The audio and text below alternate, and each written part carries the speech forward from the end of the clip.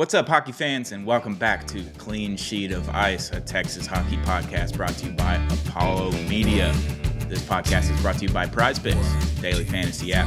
You hit more or less on every stat, every night, every game, every player. PrizePicks is awesome. Use code Apollo when you sign up and get up to $100 matched on your first deposit. So if you put in $100, you get $100 back from PrizePicks. That's $200. Pretty good. Start winning your money now with PrizePicks. Use code Apollo at sign up. I am your host, Stone Strinkman. Welcome back to Clean Sheet of Ice. And welcome back, Dom. How are we doing? We're doing good, man. Coming off a really big Stars win. Wasn't close this time, and we definitely needed those style points. It was really fun to see that third period just break open the way it did.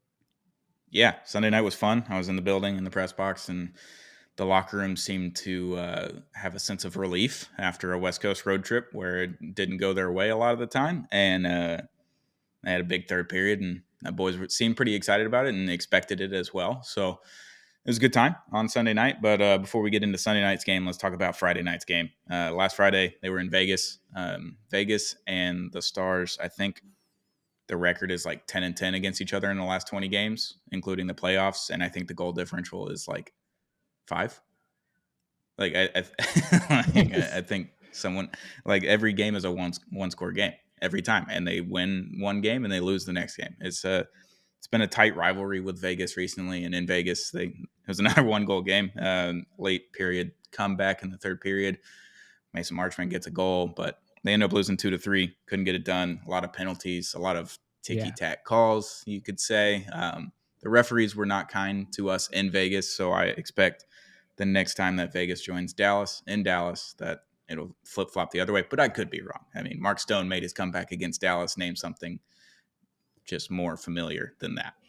Yeah, and Robo came in flying. He's always really good right by the net, and just an unfortunate call. I mean, it was the right call, for being honest, but that stuff like that's the difference in the game. And penalties, obviously. I mean, penalties killed us that game. Yeah, it was rough. Yeah, Robo gets the goal taken away in the first 2 minutes of the game, minute and a half.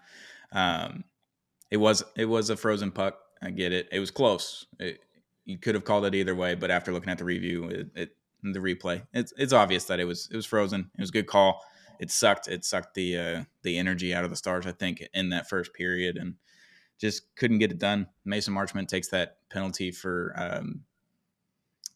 just snowing the goaltender in the beginning of the third period in the first minute, and it never really hit the goaltender. It was off to the side of him. He was trying not to hit the goaltender. It shouldn't have been an unsportsmanlike call, but it's Mason Marchment. He's going to get those calls just because who he is as a person, as a player. Yeah. So it was unfortunate. Rough game on Friday, but a lot of good things. I mean, they came back. They played hard, even though the calls weren't going their way and the pucks weren't going their way. It was a whole lot of chaos, essentially, on Friday night. But luckily, we got Sunday against the Calgary Flames, and heading into the third period, I was convinced it was going to overtime the whole time. It was awful. Just how the way, it was going, and the way that road trip had been. But luckily, man, when Ottinger's in net at home, good luck. But, I mean, just the way Robo flew out of the penalty box was unreal. Not the fastest guy, I mean, but no. He just shot out of a cannon. Like I said in the last game, he's really good up close in net. The boys, when they hear that goal horn, which is one of the best goal horns in the NHL, they get amped for sure. Yeah, absolutely. They took an early deficit. I think it was like a minute and a half into the game. Just another wonky goal where bad turnovers in the defensive zone. It ends up in the back of the net, and it was a 2-on-1. Miro Heiskanen was trying to cover 2 guys at once, almost 3 guys at once, and ends in the back of the net. So you're down 1-0 within a minute and a half to start the game. Not ideal, obviously, but Wyatt Johnston kind of does the same thing. He takes away the puck in our offensive zone. Incredible play. If you haven't seen it, Wyatt Johnston, he's heating up. He gets the takeaway, bounces off his skate, flips it up, bounces it, and it bounced off the ice. He taps it with his puck, gets it down on the ice, centers the puck, and rips it high right side on the goalie. Shorthanded goal. It wasn't really shorthanded. They had just got their fifth man back on the ice because it was 4-on-4 right before. But it was like 3-5 seconds of shorthanded play there, and they get a shorthanded goal from Wyatt Johnston to even it up. The place exploded. They've been waiting on Wyatt Johnston to just do something incredible in front of the home crowd, and he did that. And then second period, like that Jason Robertson play, just we talked to him after the game in the locker room, and he was just like, yeah, I wasn't gonna pass. Like I was shooting that puck one way or another. Like I wanted it really bad. Like, and he says that out loud to a bunch of press people, which was really funny. But he shoots out of the box, and he saw it was on the boards, but he was hoping that one of the guys could get it. Oscar Back gets the puck, flings it up to Robo. Robo had just skates hard with the back check, and he earned that goal. He sent it in the 5-hole and got that goal. Place explodes again. They've been waiting on Robo to get going too. So that takes the lead. And then obviously we give up the lead and tie game into the third period. And third period was nuts. Just pandemonium. Like I would send a tweet. They scored a goal. They face off, and all of a sudden there was another goal, another goal, another goal. It was chaos in the third period. Rupe Hintz gets a sick feed off of Essa Lindell, a little tic-tac-toe into the back of the net, takes the lead, and then all of a sudden just pandemonium after that. It was an incredible third period. Thomas Harley gets 2 goals. Sam Steeler, he gets into concussion protocol in the second period. They have to shift some lines. He comes out for the third period, gets lucky with how the puck was bouncing off of the boards. The goalie didn't know if he needed to play it or not, Wolf, and he played it and then didn't get back to the goal in time. Sent it short side, which was an incredible move. Like I would have sent that to the far side of the other post, and if he did that, he misses the net essentially, or he gets hit with the goalie, and he sent it short side. The goalie couldn't cover the post, and yeah, it was just chaos. Third period was awesome. It was a lot of fun. Loud in AAC. Yeah, I mean, really good game. I'm a huge Robo guy, and watching the broadcast, it was, I want to say 5 minutes before he scored that goal. The camera pans on him, and you can see he's visibly frustrated. It's wearing on him. He knows, like, with Sagan out, we have to put our foot to the gas. And to see him finally find the net was really good. And then Harley, 2 goals from him, man. Who would have thought? But that's when you got momentum on your side, it's really powerful. And I'm liking that third period.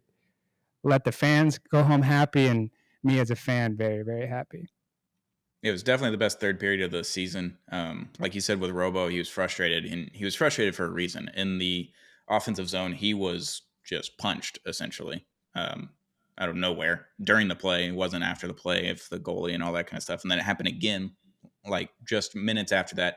He got thrown to the ground, got punched in the face. He had a big lip in the press conference after the game, and big blue lip. It was already swelled up before the game was over, and he was frustrated from that. So then he kind of cross-checks a guy in the back, but the guy dove, and he got the penalty. That's why he ended up in the box. So he wanted to make up for the call, and he wanted to make it up to the refs. Like, hey, that wasn't on me. I'll show you why. And he just goes down and scores that one. And then Thomas Harley, he said in the post game, it was a couple of muffins were his shots. Like they weren't like slappers. They weren't really fast. He didn't give himself any credit. He put it in the right spot. He's been doing the right things defensively and offensively, and now the pucks are starting to show. Pete DeBoer after the game said that Harley kind of came on last season offensively around the same time. He started scoring some goals, getting some points, getting rewarded for what he was doing on the defensive end of the side of the puck. So yeah, getting Harley going, and then getting Wyatt Johnston and Robo to score goals in the same game is massive. Heading into a 6-game homestand, and they got 5 more games, and we're heading into Thursday night. Got the Predators coming to town, and then St. Louis this weekend on Saturday, and then Capitals on Monday before we podcast again. So what's the outlook on those 3 games? Preds, Blues, Caps. Who do you got? What are we going to look like?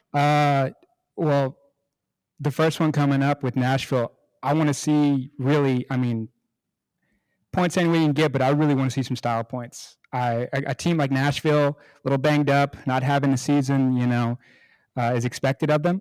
But I want to see the transition defense turn into offense, just like we saw in that third period with the last game. Calgary, a little bit of a Cinderella story this year, but they're definitely cooling off to the team we think they should be, which is against teams like that, you need to go out and put on a show. And I want to see that with Nashville. The Capitals game is going to be a big test, and the Blues game. You can't sleep on St. Louis.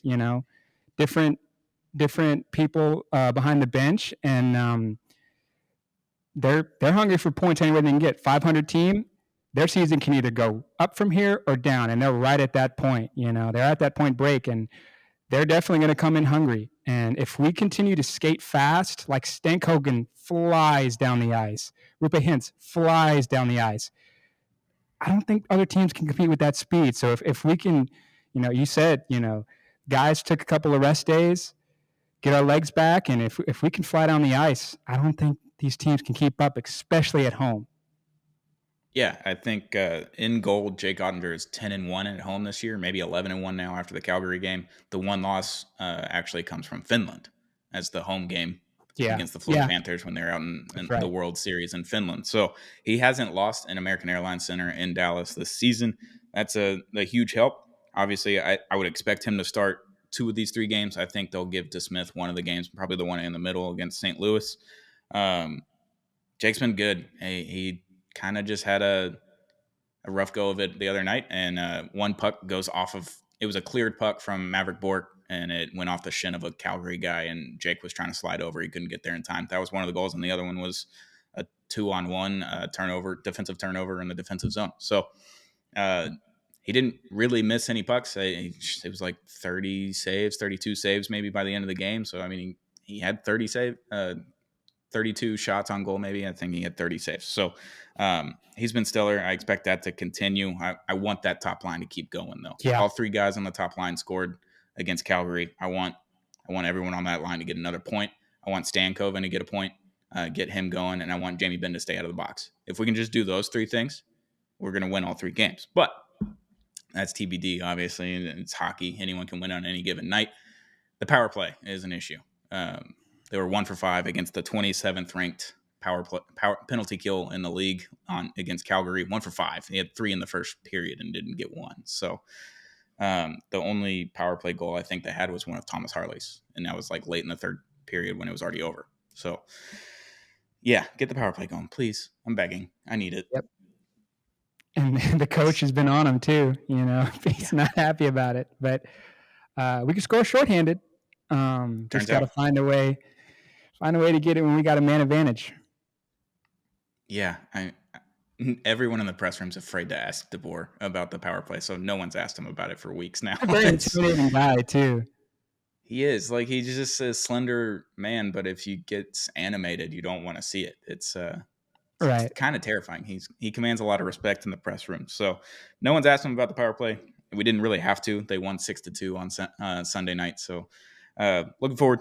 Obviously, Predators, Blues, Caps, game day in between each game, Thursday night, Saturday night, Monday night, and they're going to continue on Wednesday night and Friday night of next week against the Maple Leafs and the Rangers. So that'll complete that home stand, and we'll be back to talk Stars next week before those 2 games happen. But before we go, let's get into the league, around the NHL. A lot of things have happened this past week. The Colorado Avalanche make another goalie trade. Georgiev goes to San Jose for Blackwood from San Jose. They're starting goalie. It's another prospect. Georgiev in a second round is the package for Blackwood from San Jose. He's their starter. He's not bad. I think he's pretty good. And you pair that up with Scott Wedgwood, who's been really good for the Avalanche since getting there. Stars legend. Yep. Scott Wedgwood. Gotta love him. I miss him dearly. Maybe DeSmith comes on and he can prove us all wrong, but I miss him tremendously. When this trade went down, I was kind of like, man, I mean, he's played really good for San Jose, and that's saying something with the talent they have on their blue line. But then I looked at, Georgiev, and I tried to just kind of tic-tac-toe, like what do these moves mean? And it's San Jose is it's so they picked up a second, and this piece they sent out, they only sent a 6th round to get him. So they're playing checkers, not chess. They picked up also, a young defenseman. So we'll see where that goes there. But yeah, Colorado is definitely feeling a little bit of pressure. That Central Division is just a pool of death, and you can't have a bad week. You cannot. So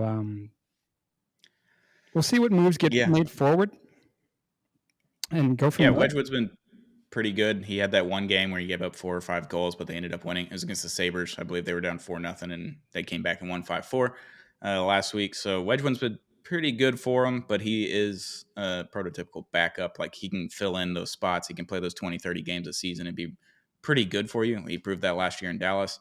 So I think Blackwood is another great addition for him, and then you can kind of just – it's not to the standard of what the Bruins had last year with Olmark and Swayman, but it's kind of the same thing. You can play either of them on any given night and have a pretty successful night on the ice. They're trying everything and anything to figure out what's going on with their goaltending and their defense. So Yeah. we'll see where it goes from there. Another trade that happened, though, the New York Rangers fire sale is starting to happen. If you have an A or a C on your chest, you are on the block, apparently, in New York, in Madison Square Garden. Jacob Trouba goes to Anaheim, and Anaheim takes on his full contract. I think they didn't really give up anything for it necessarily. They get a right-handed, hard-hitting defenseman in Anaheim, and that so the Rangers basically threatened, we're either going to trade you to wherever, or we're going to put you on waivers and you're going to go to Columbus. So pick your poison there. So he waived his no trade clause to go to Anaheim. So Trouba out of New York into Anaheim. Okay. I don't get it. I don't understand. Well, Whatever. I was in your space when it happened, and I kind of slept on it, and I had to hear all like the media kind of react to it. If you're looking at it from Anaheim, if their season goes south, they could flip him at the deadline to a playoff team. They have a lot of salary. They have a lot of cap. They could retain some of his salary. Who wouldn't want Trouba at $3-4 million? I mean, Right. That was when I thought about it that way. I was like, okay, but man, New York, Jesus.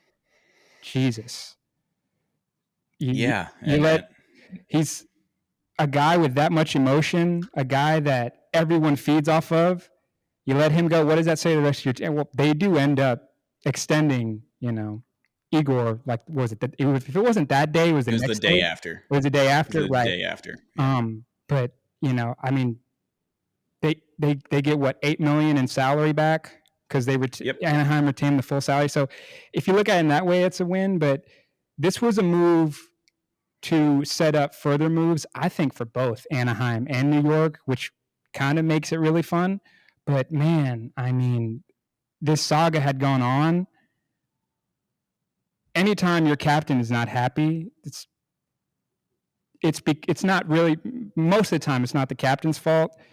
And, New York it's a fire sale from what the reports are. Yeah, there's a random Rangers podcast that literally had Elliot Friedman on their podcast, so I'm going to take them as credible, saying that Adam Fox is available for trade. Chris Kreider obviously was a part of the Trouba original announcement, like, hey, come get these guys. We don't want them anymore. But adding Adam Fox to that, they're just trying to just get a whole new team in there and figure out the chemistry on the way to hopefully the playoffs for them. But they got Shesterkin. They got him his contract. He was wanting 11 to 12 million preseason. They weren't willing to go there, I guess because of Trouba's contract and every other contract they have on the books. They got him to 8 years, 11.5 million, so $3 million more than Swayman and Ottinger got. He does live in New York. I get that, but I don't see him as a significantly better goalie or even onto the standard of Ottinger or Swayman. Like, it's kind of, he's right there with them, but he got $3 million more than each of them per year. So yeah, I guess the Trouba trade opened them up to be able to lock in their goaltender for 8 seasons, which is huge. But you also just lost your captain and your top line right-handed defenseman. So it's like, okay, you're not really helping your goalie out there. It's like not that Trouba's been great this season, but yeah, it's like the third captain in a row you've just kind of fell in love with and then fell out of love with. I mean, this is the same organization that, decades back let Marc Messier, their greatest captain ever, go to Vancouver and then bring him back. So, I mean, I know they're playing in the Garden, but outside of that and those taxes, I don't even know if New York's the best of places to play. No, and you're working for James Dolan, the owner of the Knicks and the Rangers, who is quintessentially one of the worst owners in sports, just based on his personality and the way he runs the organization since he got it from his dad. back like 20 years ago. I mean, the Knicks and the Rangers, like the Rangers won the cup in 94 under his dad. The Knicks went to finals in like, I don't know, 1999, 2000. Like, and then he takes over right after that. The Knicks have never been to the finals since then, and the Rangers have only been once and they lost. It's like, I think it's easier to do in hockey. I think he just stays out of that one. But basketball is a spotlight sport, and he likes the spotlight, much like Jerry Jones of the Dallas Cowboys and some other owners across sports. So, not a great owner to work for. If he stays out of the way, then he's good. Like, he's fine because he's got an unlimited budget. He owns MSG. He owns MSG Networks. Like, he just makes money everywhere. So money's not an issue, except for the salary cap, obviously. But yeah, getting rid of Trouba. I wanted the Stars to get him, and then I read some stuff from Robert Tiffin and some other people and realized that Trouba for that salary cap is not the right use of the LTIR money that we're going to get from Sagan and the $16 million that we'll have available at the deadline. So, but if he doesn't work out in Anaheim and then you can get him for $3 million, and they retain $5 million of his salary, then I'm interested. But yeah, we'll see what happens with that. Last thing before we go, Chicago Blackhawks have fired Luke Richardson, head coach. Shocker. The Blackhawks stink, and they think just putting random older ex-stars or all-stars with Connor Bedard is a good idea. Not his fault. Yeah, and the vibes in Chicago, I would say the last 2 weeks just they weren't good. It's how ironic this year that the Winter Classic, both teams started the year Fired with their different coach. coaches, and Yeah. will go into the Winter Classic with one of them will be interim. I think the other one's full time. But yeah, it's just Bedard breaking his stick was not a good look. They got to win against us, but it's about the only sign of life that they had, and I mean it was. You could see the writing on the wall, and they're saying that the interim, he's got familiarity with the younger players, and maybe that will help them going forward. But yeah, I mean, just a disaster, disappointment. I didn't have the greatest expectations for Chicago to begin with, but I thought they would take a step that they clearly haven't this season. Yeah, I thought they'd be better than they were last season. Obviously, Bedard here too. He's had a full year of experience. He just got guys around him that should be more serviceable than what he had last year, and it hasn't really worked out that way. They had the one game against Dallas. Pete DeBoer said that's the only game that the Stars didn't even have a chance in the last 13 games in 25 days or whatever they played, and they had a chance in all the other ones. They just didn't show up that night, and the Blackhawks just everything was going in the net. They couldn't do anything. So the Winter Classic is funny though. They both fired their coach and hired a new one, or have an interim coach, obviously. But in 2020, I don't remember if you remember this, but Jim Montgomery gets fired from Dallas. Yep. Rick Bowness takes over, and then I think Nashville fired Laviolette that season as well later on.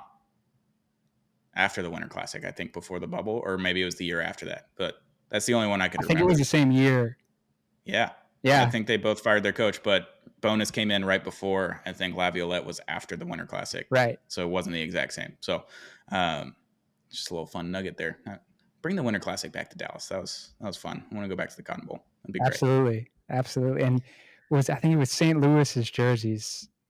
God, they got the worst end of the stick on that, because Chicago's is nice. You don't like the cream on St. Louis's jersey? It had potential, and I think that's what my disappointment was on it. Was just like, when I saw it, I was like, I don't hate it, but I also don't like it. And then Chicago's, I was like, man, I kind of want to get that soon. Chicago's is really nice. Yeah, I agree. I think St. Louis had the right idea. They just didn't execute correctly. They had all the right colors available. You got the cream, the blue, the yellow, and you can add a little bit of red in there to spice it up. And yeah, I agree. There's something a little bit off of it, but I'm just a sucker for a cream jersey or sweater. Like Mississippi State baseball got cream jerseys a couple years ago. I think the year before I graduated, and I was like, yeah, that's it. Wear those every Saturday, please. Those are awesome. So sucker for a cream jersey. And obviously the Chicago one has cream in it, primarily red.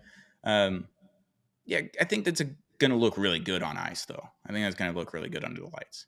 Hope it does. That's the difference. So, but yeah, Chicago head coach Luke's out, and I don't know if there's any hope for him this season. Maybe next year they can keep adding pieces and drafting pieces around Bedard. Right now it's not looking great, but not my problem. I'm not a Chicago fan, so. Me neither. Well, great episode. Clean Sheet of Ice is brought to you by Prize Picks. Use code Apollo when you sign up. Prize Picks is a daily fantasy app where you hit more or less on every stat, every game, every night, every player. Shout out to Prize Picks. Use code Apollo when you sign up. Dom, thanks for joining me. This is a Clean Sheet of Ice, Texas Hockey Podcast presented by Apollo Media. We'll be back shortly next week. Preview some more games, talk about the Stars, and talk about the NHL. Thanks for joining me, Dom. We'll see you next week. Always.